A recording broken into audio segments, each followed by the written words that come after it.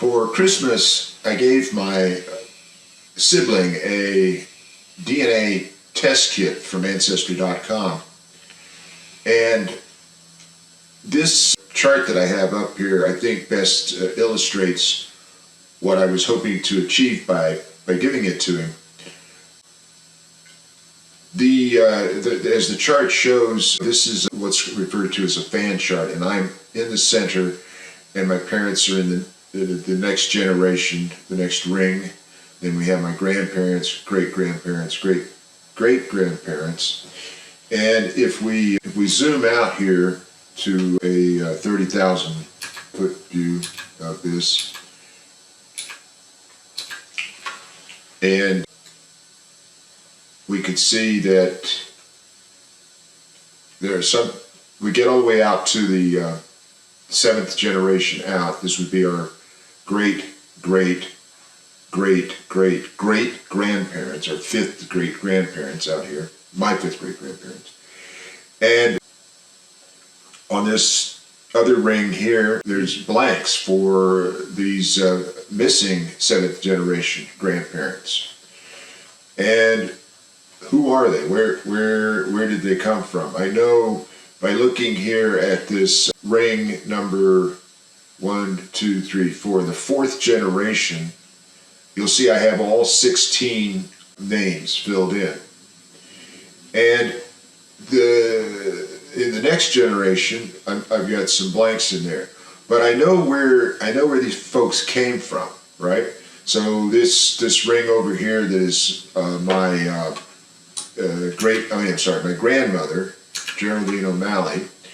Her ancestors came from Ireland, and I've identified all 4 of my great-great-grandparents in that part of my family tree. So I know they all came from Ireland. So that way I can pretty much estimate that all of these people that I'm looking for out here in this seventh generation, there's 32, by the way, that they're all going to be found eventually, I believe, in Western Ireland. Well, that is, if there is documentation out there that I can find. But there is a chance that I could fill in these blanks through DNA, through something like through lines, by finding out who the folks here that belong in this fifth generation. Then I can go and hopefully find the sixth generation and so forth. And if we look down around here, we could see these ancestors here on this outer ring in the seventh generation this is my South Carolina, my Carolina ancestors, Georgia ancestors. Over here, the next part of this ring, from my grandfather's mother's side of the family, she was German. These are all Germans that I'm looking for. I know that we have to find them in Germany. The same thing goes for, I've only got 4 people here in this seventh generation. This is on my maternal grandmother's side of the family. Her father's family came from Germany.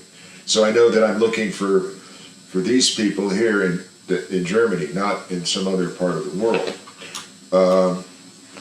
Over here, we get into Northern Ireland and Scotland, and that's where I think by this time, would be in the mid-18th century. By the way, all of these folks here on this outer ring would be mid to late 18th century. So the highlight of that period was the American Revolution. And so the people here who are Scottish would have been in Northern Ireland by this time, I think. But I know that this Alexander's father, John Knox, came from Scotland at some point, and so you would have to go out here to the 8th generation to get into Scotland. But I know that this is the doorway. That's the pathway into Scotland. Then around here, we're getting back over onto my father's side of the family, and we've got the Belgian ancestors are represented over here. I've got, I'm expecting to find 16 of them. So if we go up here to, from, I guess, the 9 o'clock position up to the 10 o'clock position here, just below Jean-Claude Janine Gaume, missing 3 people here, but when we get over to through lines, we can see that I'm starting to find people in through lines, and then with this group here, Jean-Claude Janine Gaume up to Marie-Angélique Lachat. These are my Franco-Swiss ancestors, and there's 8 of them, and they're all accounted for.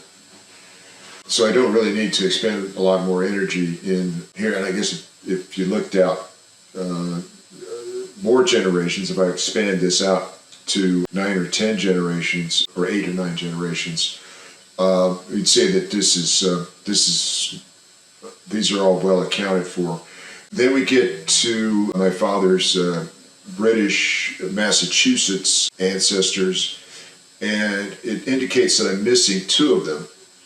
And when we get over to through lines, I'll show you where just yesterday I found those missing 2. So it started out with my doing a comparison. Let me open up this file here, and I'll show you some little charts that I put together to kind of help illustrate things. So I have here listed 7 generations, and I say at the most we each have in each of those generations 2 parents, 4 grandparents, 8 great-grandparents, 16, 32, 64, and 128. Now you think, well, when would I would always have 2 parents. Would there be a case where I would only have 2 grandparents? And yes, that might be the case if a brother and sister were to have married. And then the same goes if first cousins marry. That also reduces the number of people that you're looking for in the next generation. And that is something that's referred to as pedigree collapse. And we go back, if we take a look here at the chart that I used, the tool that I used for building that chart, I can increase the number of generations in this wheel by 1. I'll just add a 9th generation in here. Oh, okay, I need to make this wider.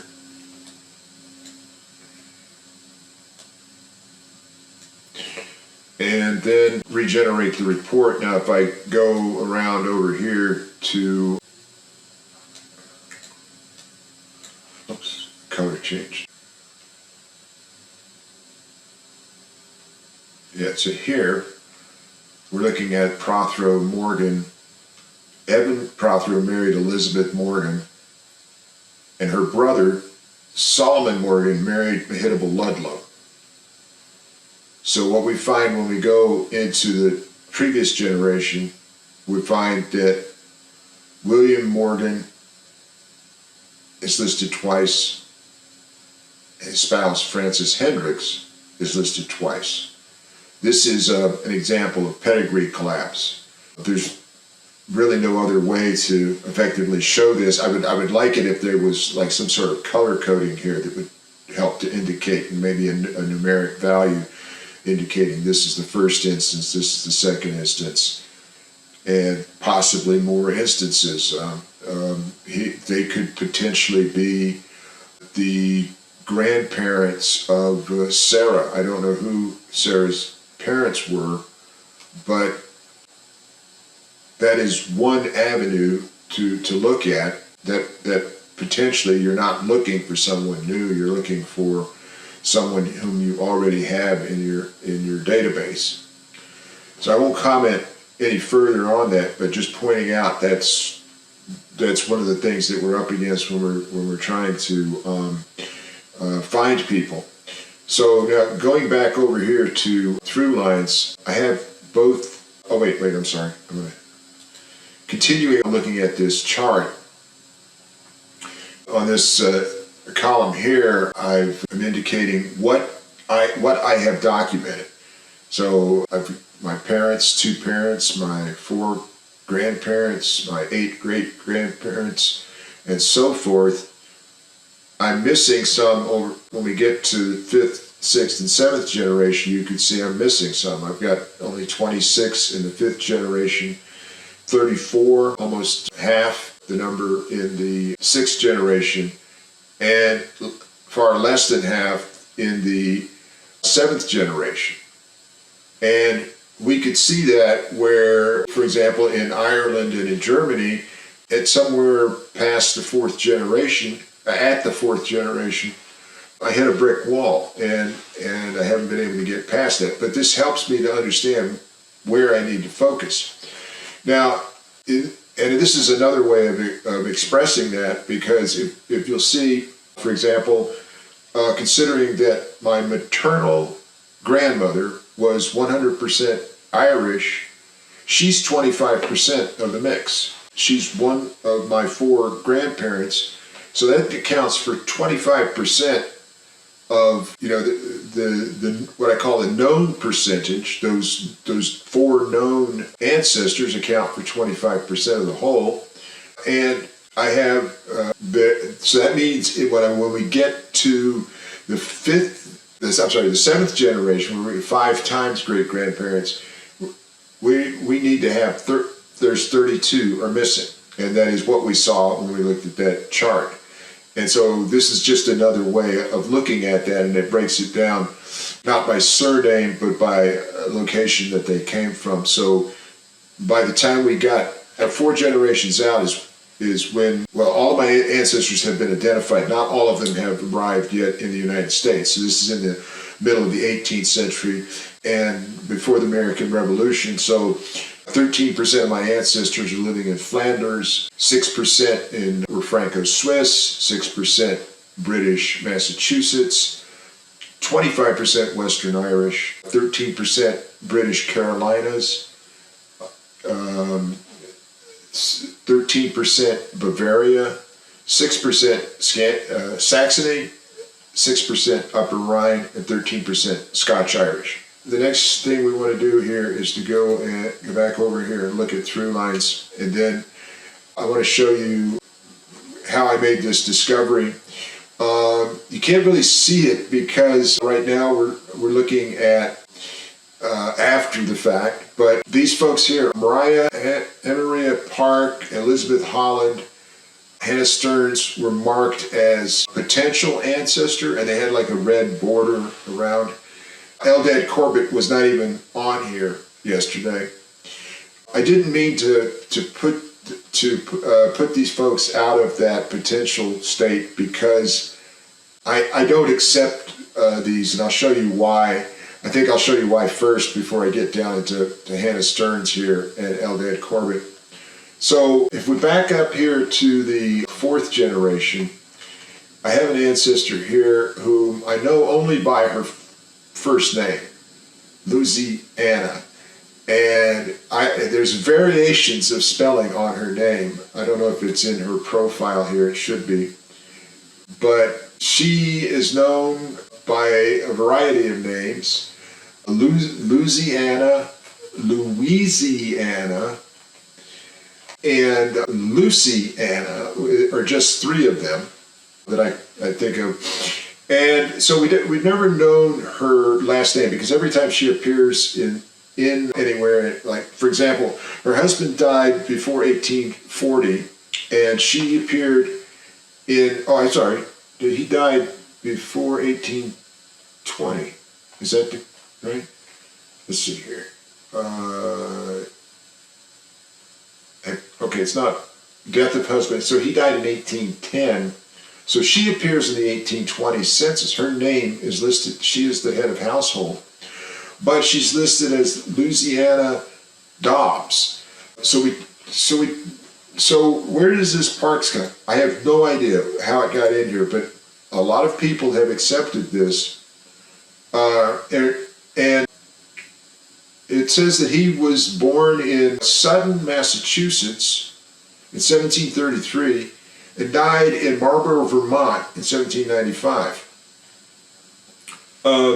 I don't know where the daughter comes from. There doesn't appear to be a marriage record to him and Elizabeth Holland.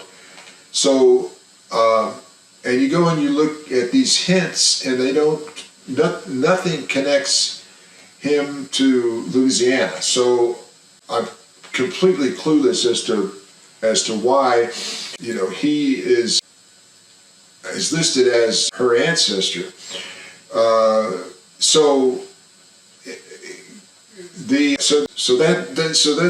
Those are those two that I haven't quite come to grips with yet. And they are on here right now. So if I go, let's look at Hannah Stearns and Eldad Corbett. Like I said, Eldad Corbett didn't appear here. Let's get his first name out of the way. Eldad comes from the Book of Numbers. There were two men mentioned in the Book of Numbers, Eldad and Medad, and I don't recall this story exactly, but it had something to do with Moses called on 70 men, elders, to prophesy, and they went to the tabernacle. But two of the men stayed behind in the town, and they were prophesying in the town, not in the tabernacle. And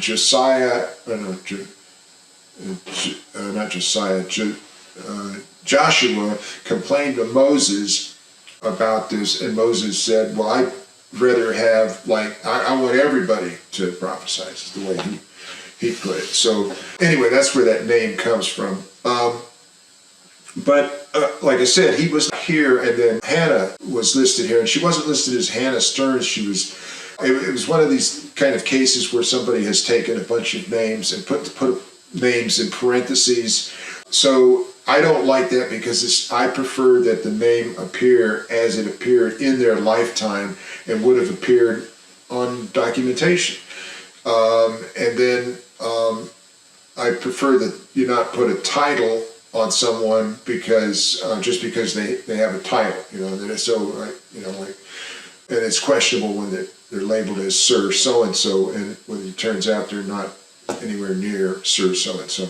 So if we go to Hannah Stearns here, we can see that the matches are actually occurring on Esther Corbett, but this was offered here because Ancestry.com is going out and looking at these databases and saying, all of these people are saying that Esther Corbett, who you matched all these Esther Corbett, they're saying that her parent was Hannah Stearns. Do you want to look at this? Sure, yeah, let's take a look at it.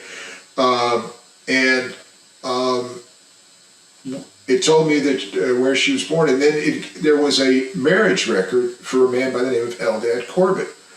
Why he wasn't shown in the table was kind of a mystery to me because of that record. That would have established something. Maybe other people hadn't picked up on it. I don't know. But what I did was I added him in, and then I had to wait a little bit. I had to wait a day or two before we got this. In fact, I guess it was just this morning that I noticed that I'm now showing these 24 matches. And it's the same. So it's in the same generation. It's down in the generation of their daughter, Esther Corbett. So, and I don't know, I haven't determined yet if his last name is the origin of Corbett Pickering's first name. I don't know that, but that was one of the things that popped into my head. Now, so I started asking around, who's this Eldad Corbett? Now, one of the first things I found was in Ancestry, where someone had put together a little like a biographical sketch of Eldad, and it was in there that I learned that he. It was in there that I learned that he was a veteran of the American Revolution. And he's another ancestor of my father's who answered the call in response to the alarm on April 19th, 1775. Now we're coming up on the 250th anniversary of the battles of Lexington and Concord, which occurred on April 19th, 1775.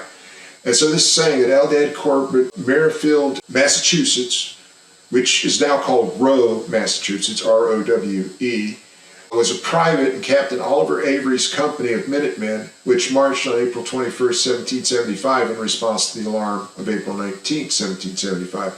Service 7 days, and then later was reported enlisted under Captain Hugh Maxwell, April 27th, 1775, and then also a detachment from Merrifield, a company commanded by Sergeant Nathaniel Corbett, who I believe is Eldad's older brother, which marched to Bennington, Massachusetts, or is that Vermont?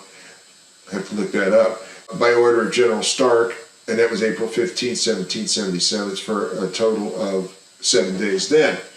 Now, then he's got listed here town records for Litchfield, and I later found a lot of this information.